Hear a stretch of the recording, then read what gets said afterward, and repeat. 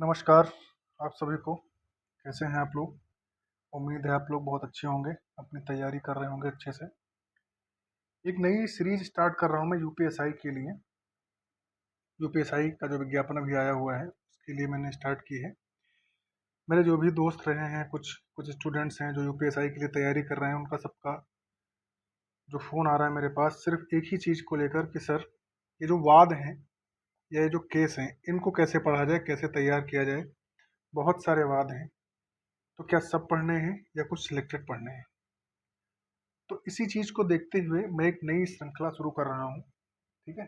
जिसमें हम जितने भी महत्वपूर्ण निर्णय हुए हैं, महत्वपूर्ण वाद हैं, इन पर बात करेंगे, इन पर डिस्कशन करेंगे और कौन-कौन से पूछे जा सकते हैं या कहाँ से प्रश्न बने हैं पिछली परीक्षाओं में, इन पर बात करेंगे।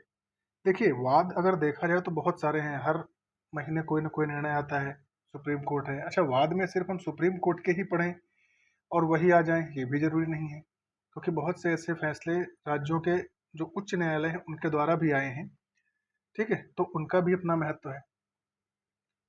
तो इसी श्रृंखला में हम हर क्लास में, बहुत लंबी क्लास नहीं होगी, क्योंकि बहुत ज़्यादा बर्डन लोगे आप, 1 या 2 क्वेश्चन ही आने हैं, हर सेट में आएगा, ठीक है?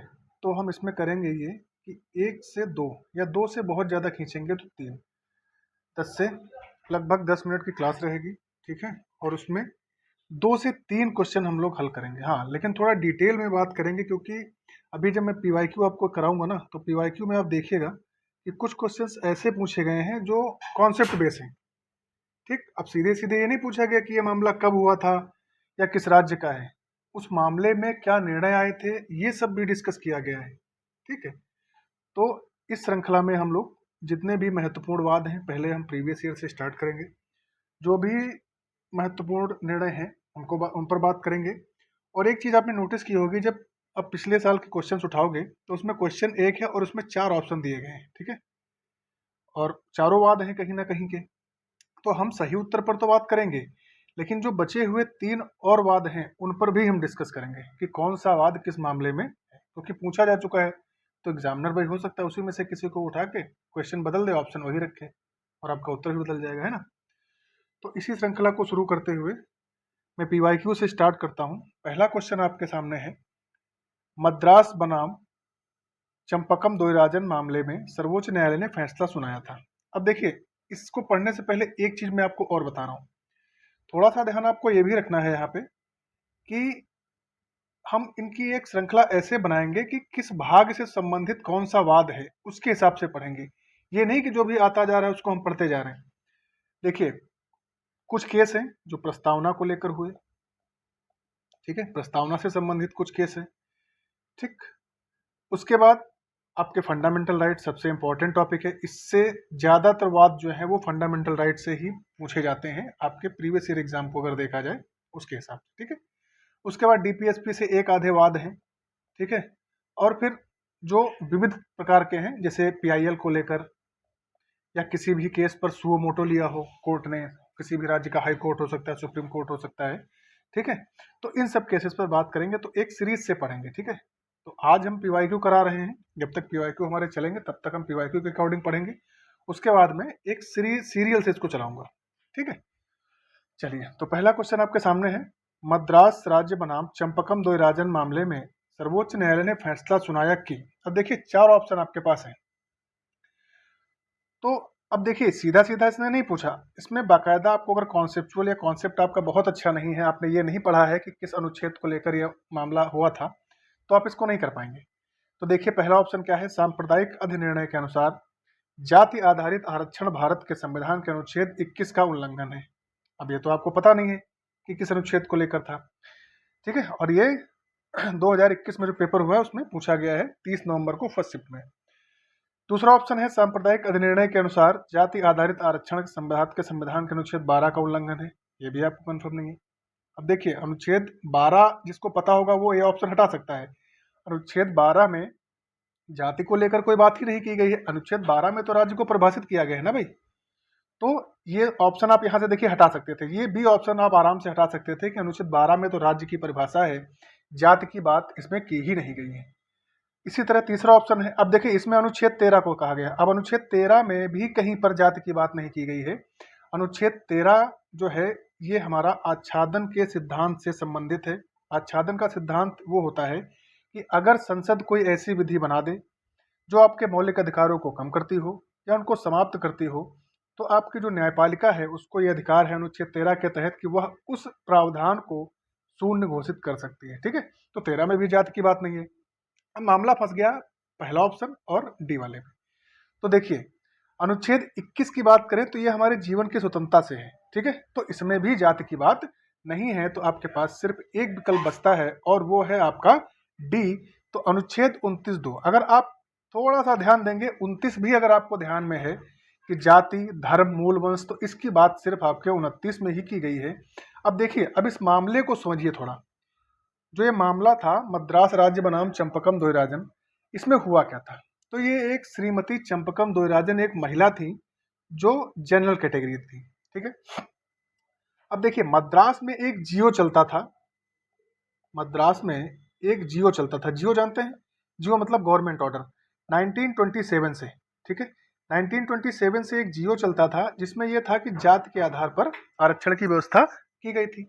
ठीक, तो इसी जियो को चैलेंज किया गया इस केस में, और सुप्रीम कोर्ट ने इन चंपकम जो महिला थी चंपकम दोयराजन, इनके फेवर में निर्णय देते हुए कहा कि अनुच्छेद 29(2) के अनुसार किसी भी व्यक्ति के साथ जो राज्य द्वारा पोषित है या अर्ध पोषित है, किसी भी तरह से अगर राज्य उसको वित्त दे रहा है, तो उस संस्थान में किसी भी व्यक्ति के, किसी भी नागरिक को लेकर उसकी जाति, उसके धर्म, उसका मूल वंश आदि आधारों पर किसी भी प्रकार का भेदभाव नहीं किया जाएगा। और इस जियो को स्ट्राइक डाउन किया, खत्म किया मद्रास हाई कोर्ट ने।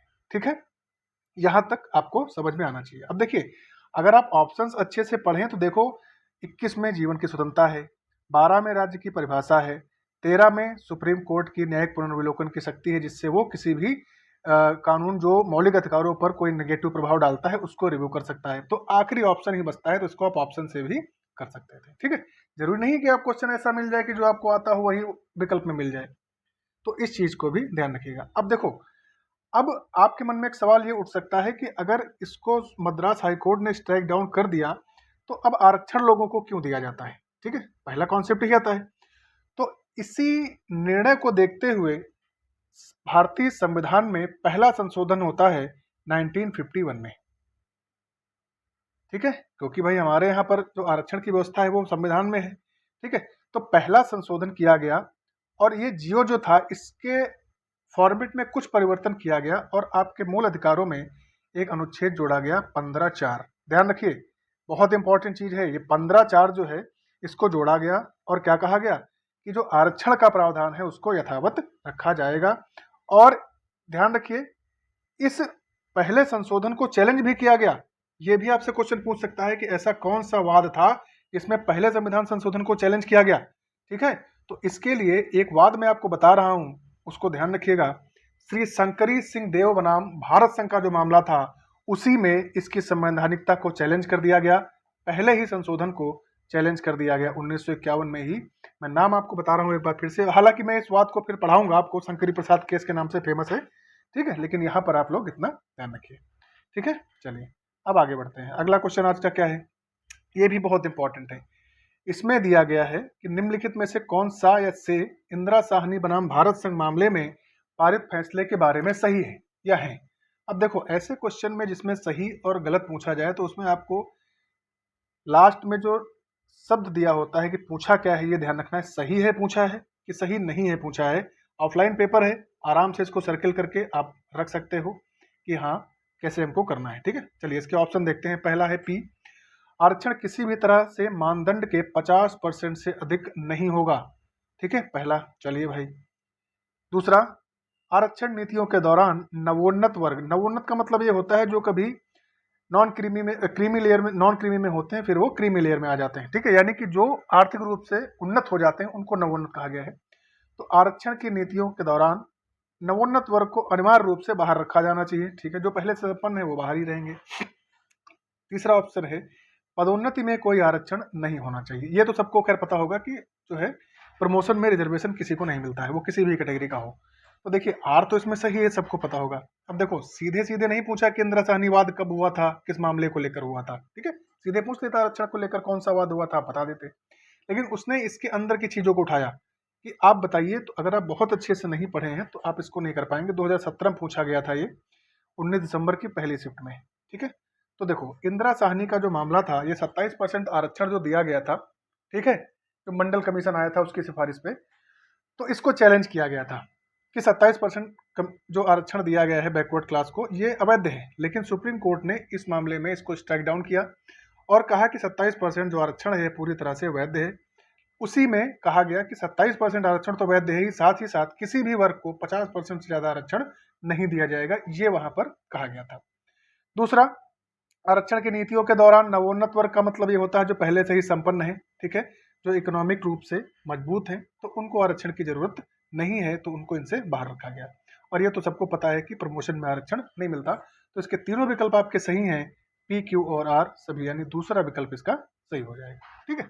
तो इसी तरह से हम धीरे धीरे आगे बढ़ेंगे, एक एक दो दो वाद करके आपको बताते रहेंगे, ठीक है। पहले हम पीवाईक्यू पर फोकस करेंगे, उसके बाद हम कुछ ऐसे वाद सिलेक्ट करेंगे, जैसे प्रस्तावना को लेकर बेरूबारी वाद है, फिर गोलकनाथ में भी प्रस्तावना की बात की गई, फिर 73 में केशवानंद भारती में भी कही गई है ना, जैसे हिदायतुल्लाह ने भी प्रस्तावना को लेकर एक कमेंट पास किया अपना जजमेंट सुनाते हुए, ठीक है। तो हम ऐसे बात करेंगे कि जो, अब देखिए क्वेश्चन देख के ही आप अंदाजा ला सकते हो कि सीधे सीधे वाद एक लाइन में पढ़ने से काम नहीं चलेगा, तो थोड़ा सा उसको गहराई से भी समझेंगे, ठीक है। तो वाद को लेकर जो भी आपकी परेशानियां चिंताएं थी उसको हमने समाप्त कर दिया है। डेली क्लास अगर नहीं भी आ पाएगी, फिर भी एक एक दो दो बात करके मैं आपको बताता रहूंगा, ठीक है। तो आज के लिए इतना ही, मिलते हैं अगली क्लास में।